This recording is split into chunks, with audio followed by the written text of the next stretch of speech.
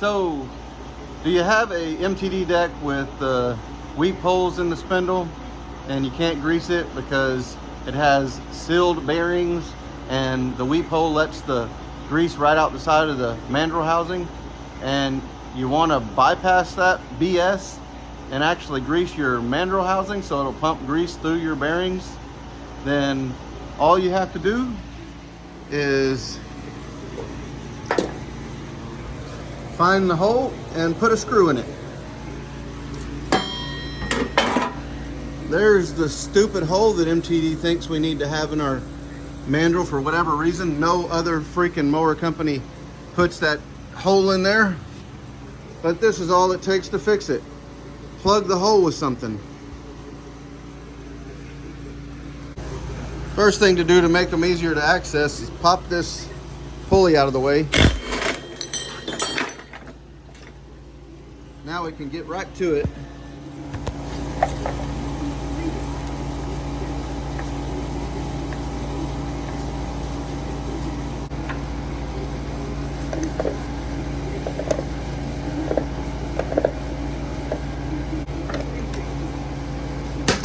Voila! Now let's see what happens when we grease it. Let me throw this thing back together real quick and I'll show you. All right, I got the other side of the assembly put back together. If you have your pulley and all the spacers in there and the assemblies together, they cannot push apart. Some people say that the seals inside the bearing will push off if you try to grease them with inside shields on the bearings. They will not when it's in an assembly. The little rubber lips on the shield will just move out of the way. So now I'm pumping this thing full of grease. And it takes, I've already been working on this one for a while, and all the way until it started leaking out of the weep hole before I realized this was one of the spindles that had the hole in it. So it only took a couple pumps, but I'd already put in dozens of pumps. So it just took me a couple more. And you see the grease coming out there. That's coming out through the bearing. It's not coming in around the aluminum housing, between the bearing and the housing, and not between the bearing and the shaft. It's coming out through the rubber lips and the inner and outer shields of the bearing. So grease is coming through. This is the bearing, and everybody, or a lot of people, actually all other videos than the one I've posted about greasing these bearings with a grease gun, just as I showed you, that inside shield does not matter. That one does not matter. They are simply dust shields. They will not stop grease from coming through. It's very, very simple. Let me show you how these things come apart. So this one's dirty and I'm not using this one. This is just simply for the video. And I'm not being gentle with it. I don't care. You can be gentle, and if you're gonna reuse it and not damage the seal. I did scar that seal just a little bit, and yes, you can scar them, but if it's the side facing the inside of the mandrel housing that you pop off, it wouldn't matter anyway. So there's a bearing. You can see there, almost no grease in it. It's a used bearing. So this is where the grease is passing through. That little rubber lip right there inside that seal. It's no big deal. It's flexible, moves back and forth. I mean, it's very hard to see it on the video, but that is not going to stop grease from coming through a bearing and exiting out of a bearing, assuming the assembly is in good condition and not worn out. If you start greasing them from day one, it's very possible your bearings may last forever. Before I plugged that weep hole, I wasn't getting any grease out here. It was all coming out of the hole in the back of the mandrel assembly. Now we're gonna do this side. There's the no grease, dry as a bone. I've already tried to get on that Zerk. I was having a little bit of trouble, so I'm gonna have to grind that a little bit out of the way so that my bigger locking connector can stay on it.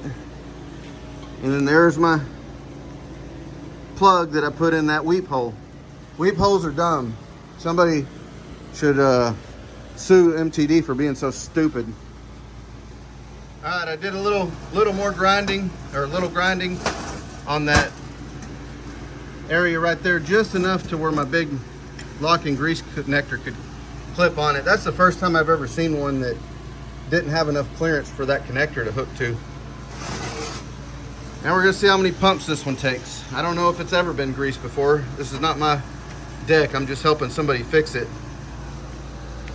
Typically, I've seen these things take about 70 pumps if it's a brand new assembly. And once you start seeing grease come out of either end, the assembly's full and it is pushed through the seals. I've got another video where I take the assembly apart after greasing it just to prove that the fresh grease made it into the bearings, which there's nowhere else for it to go. If you keep pumping, the grease is going somewhere, so wherever you see it is where it went. I don't understand why some people would think that grease is not going to pass through those rubber flaps on the bearings. I mean, hydraulic pressure pushing out of the assembly, grease is going to go somewhere.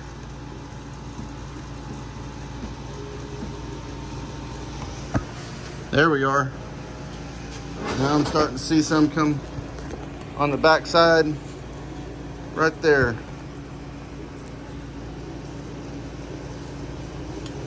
More than a couple of pumps before I caught it.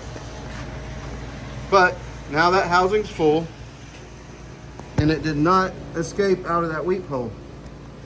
We are pushing through the bearings now.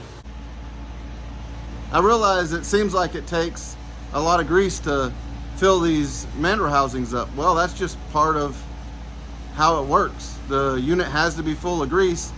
I've gotten some comments on my other video where I show the grease coming through the assembly and then we take it apart and show the fresh grease made it into the bearings.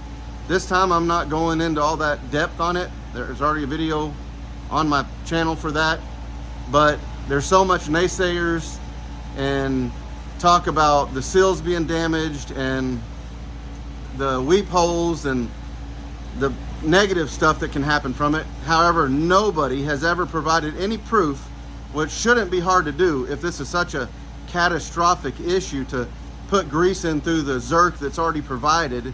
Then why aren't y'all gonna make videos and show us that this is an issue? I don't understand where the complication is there. Produce a video with some evidence to show us, the do-it-yourselfers, that pumping these assemblies full like I just showed is a problem, because it's not a problem. I've been doing it for a decade or longer, never had an issue. The only thing it does is make the bearings last longer. And I'm just kind of baffled by all the people that leave comments saying how bad of an idea it is and the damage it caused. Not yet has anybody proven anything to me or shown me a link to any kind of material to read other than some manufacturers saying that you pump them a couple of pumps every service. Well, what good's that do when there's a void between the bearings and it could take 70 pumps to ever fill that void? Well, you could pump 2 or 3 pumps in every year for 15 years and never fill that void before a bearing ever receives grease. So the information that the naysayers have is zip, nothing, zilch.